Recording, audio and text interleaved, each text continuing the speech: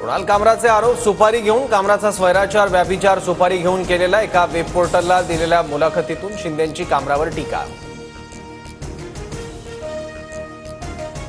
शिंदे अभिव्यक्ती स्वातंत्र्याची व्याख्या ठरवू शकत नाहीत, मग शिंदे जी भाषा वापरतायत ती कुठे बसते त्यांनी सांगावं, संजय राऊतांचा सवाल। खरा गद्दार आणि खुद्दार कोण महाराष्ट्रानं निवडणुकीत दाखवून दिलं, एका वेब पोर्टलला दिलेल्या मुलाखतीत उपमुख्यमंत्री एकनाथ शिंदेंचं कामराला उत्तर।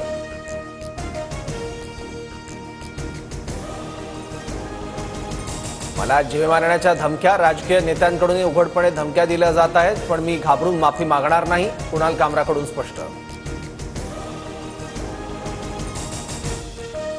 कुणाल कामराने पोलिसांकडे 8 दिवसांची वेळ मागितली, मात्र कामराला आजच दुसरं समन्स पाठवून चौकशीला बोलवलं जाणार, सूत्रांची माहिती।